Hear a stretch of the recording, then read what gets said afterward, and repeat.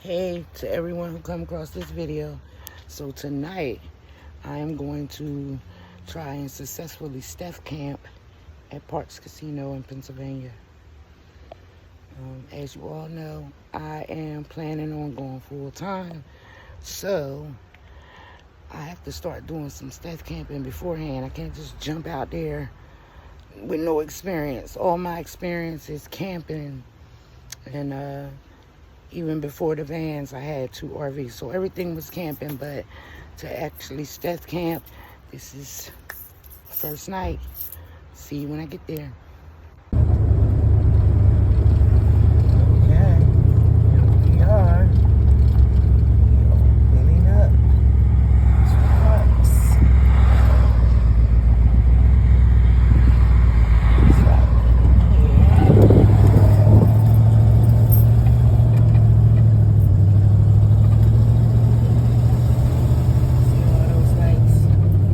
So bright out here at night. That's one reason why I always wanted to Steph camp out here. Like even when I had the RVs, just never got to do it. But I am here, so I'm gonna do it tonight. So, alright, let me find a good place to park. Okay, I'm here. I found a parking spot over out the way, but I still wanted to be under the lights. I wish I could have been closer under those lights, but it's enough lights out here, and it is packed all over the lot. They must be having some event or something tonight, maybe, because it is packed. Either they have an event or just the fact that it is Saturday evening, but it's packed out here. So, I am going to get my bed out, get everything together, close these curtains, and I'll be back because I got a bedtime story for you guys. So, left Ruby over there, came over here to get something to eat.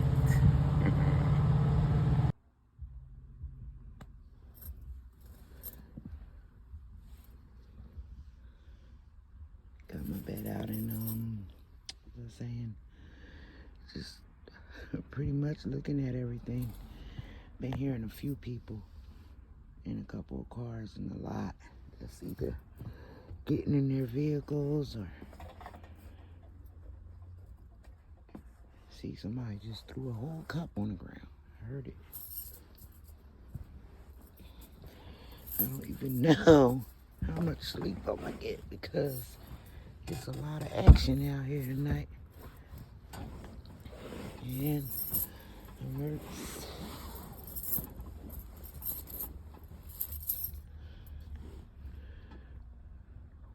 But yeah, there's the action going on out there. Lots of cars. Let me open this curtain.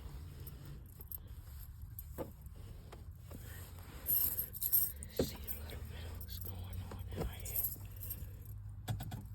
Oh, there's a car right next to me.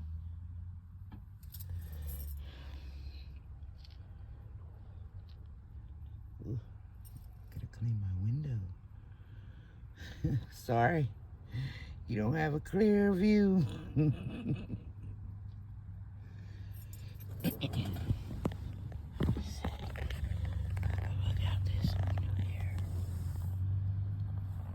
Look, see how active it is out here?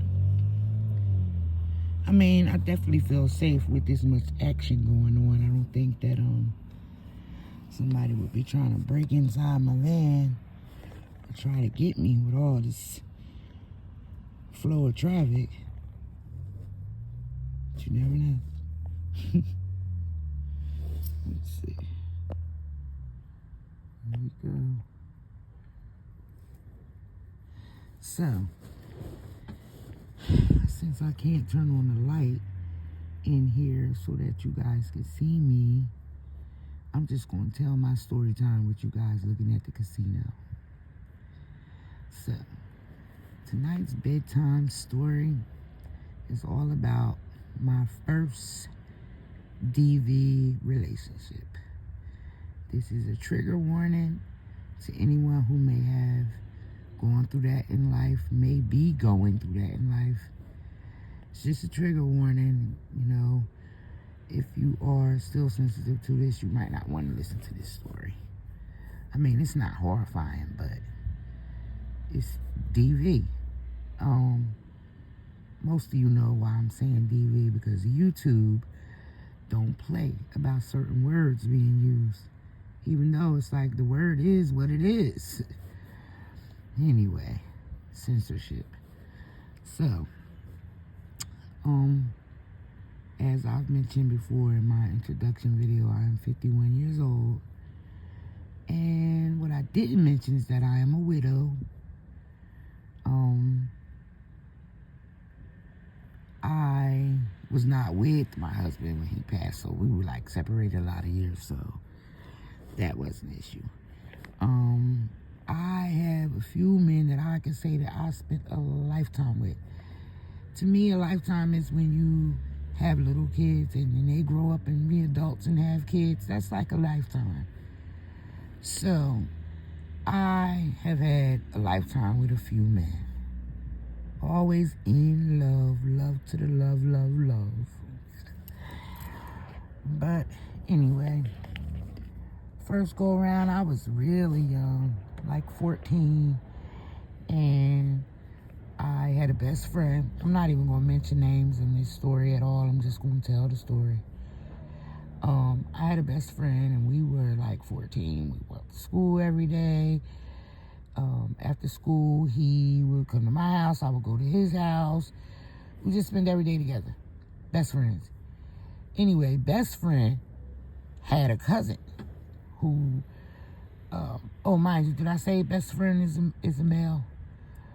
But it was truly platonic. Just best friend. So, he has a cousin that was there living with him. But the cousin I didn't know prior because the cousin was in youth home. Stealing cars and little stuff like that, I heard. Anyway, cousin came home. Cousin didn't go to school.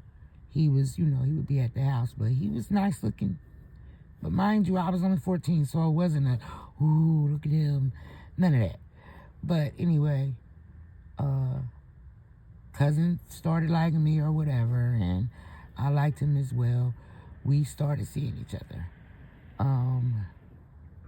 Like inseparable. Even though I was very young, it's like, how do you find yourself so intensely into someone at a young age? Well, that was me. Anyway, we were together all the time, and I felt like, oh, he really cared for me, because anything I wanted, he would make a way to get it. If I was hungry, he'd walk to go get the money from my aunt, a cousin, friend, whatever, to make sure I had something to eat. It was just, if he had little money that he got from his grandmother to go buy an outfit, he would buy something for me to match. So I just thought like, oh, this love. So, like I said, everything's fine. We together all the time. So one day we walk into the store. I don't know who this guy was or, why they had a disagreement. But they had some words that actually started fighting, like physically fighting. So I'm standing there, but I guess I'm still kind of in shock, like, they really here fighting. So the guy was getting the best of cousin. He was getting the best of him, actually whooping his behind. So when the fight was going on, I was just standing there. So then as he's walking off, the guy that he was fighting yells to him, yeah, look at you. Your own girl knows. She know where to be at. She over here, and you all the way down there. She's still here with me. So now I'm looking like, what? No, it ain't nothing like that. I'm just in shock. So then I walk off, and I catch up with him. We walking back to our house, because I lived across the street from him. So we're walking back to the house, and he just going off, just acting nasty to me. And so I'm like, well, what's wrong with you? Yeah, you all stupid, blah, blah, blah, blah. So then I say, you just taking that out on me because he was beating you up. So then he turns around and just punched me hard, like so hard that my ear was ringing, the side of my face was just burning. So, of course, I immediately go off, like, get out of here. So then he goes his way, I go in my house, and then now he's coming to the house. Because back then, we didn't have, like, cell phones. You could just call and call and call. He called the house phone, but then, you could take the house phone off the hook. And nobody was at the house at the time, like, as far as adults. My mom wasn't there or nothing. So, phone's off the hook. He's calling. Well, he called, and I took it off the hook. So, now he's, like, walking back and forth. Like, I'm looking out the window. I could see him walking up and down the street. So then, he sends my best friend over. And the best friend's like, yeah, he said he's sorry. He didn't mean to do that. And this and that and this. He would never do this and that. So, in my mind, initially, I'm thinking, like how a lot of victims do.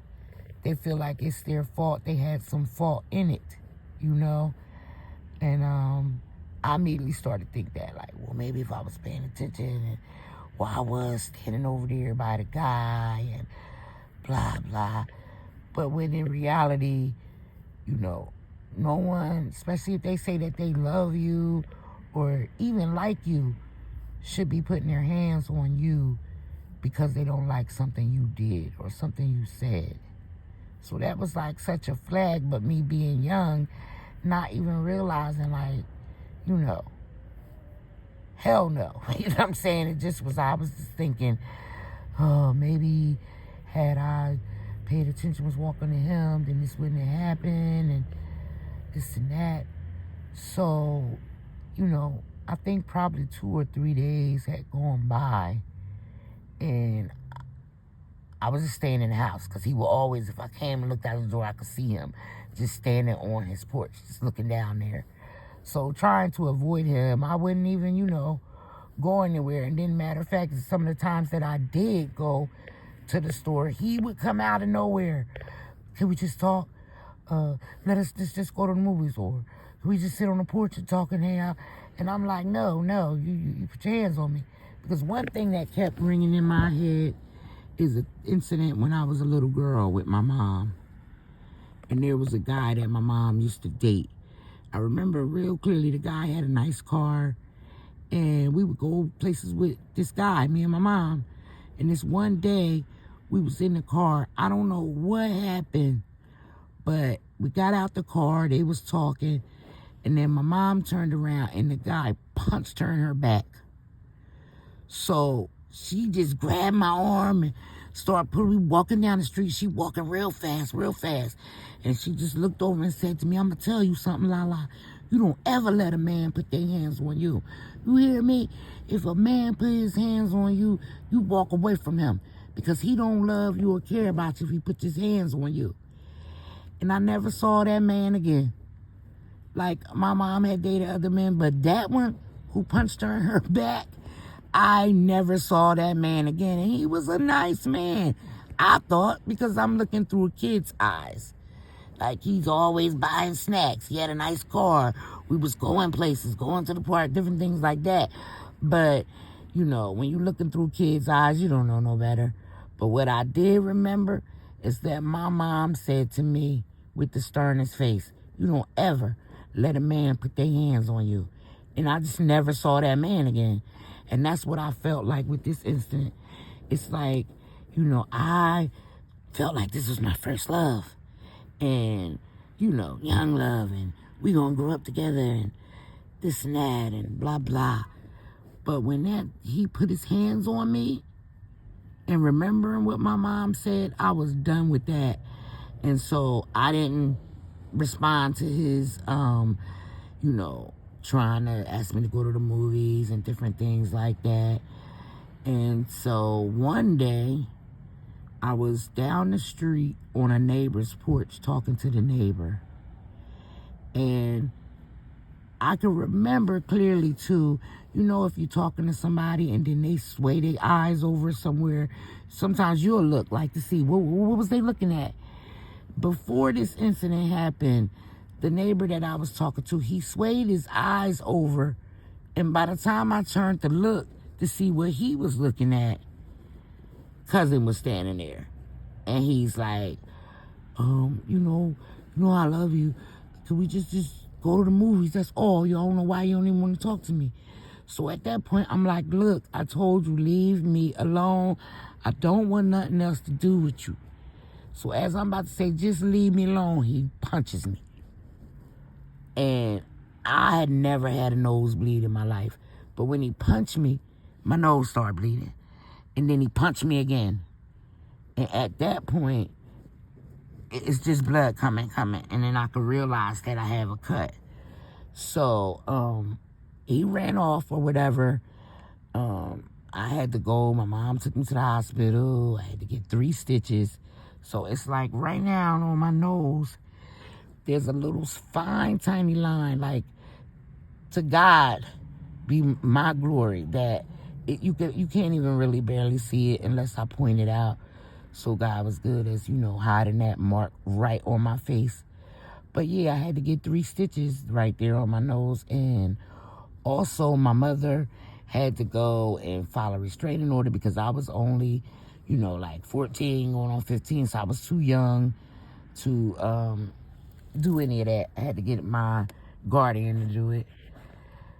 After that, it pretty much, he would still try to send other people to say stuff to me because there was the restraining order. So he didn't really, come but so close to me. And then eventually I started dating another guy who was, like kind of a tough guy in our neighborhood. So I didn't have any more trouble after that, once I started dating this other guy. And cousin actually went to prison for like 25, 26 years and got out. So funny. He got out, and I actually was still living in the same house because it was, house my mother had owned, and I moved back in it. He got out, like, after doing 20-something years, and pulled up one day in front of my house while I was out there and was just like, hi, I thought about you all these years. You think maybe we could go out sometime? I'm like, what? First of all, it's been like 20-something years. I've been married, widowed. I have a daughter. I only had my daughter at that time. It's just like so much has gone on. And I got this mark on my face that I've had all these years. And I'm supposed to go and lay with you. But I didn't say all that. I just told him, right now, I'm flattered that you would even still, try to see me after all this time. But I am not in that frame to try to date anybody. I'm, still seeing my daughter's father, which I wasn't. But someone told me years ago, don't never snatch your hand out the lion's mouth. You got to ease it out. So I didn't know what type of, mentality that he was on after all these years. So I wasn't going to, pop off and start nothing where he could become angry. So I just told him I appreciate it, but I couldn't do that, and that I was into my daughter's father still. And that was that. And then, so he hasn't bothered me. I see him here and there through town, and he just say, hey, Lala, how you doing? And I say, hey, such and such, how you doing? So anyway, that's my bedtime story for you guys tonight. And I am about to close all these curtains, watch a little bit of YouTube, and go to sleep. And hope I don't get the knock. So, thanks for watching. Like, comment, and subscribe.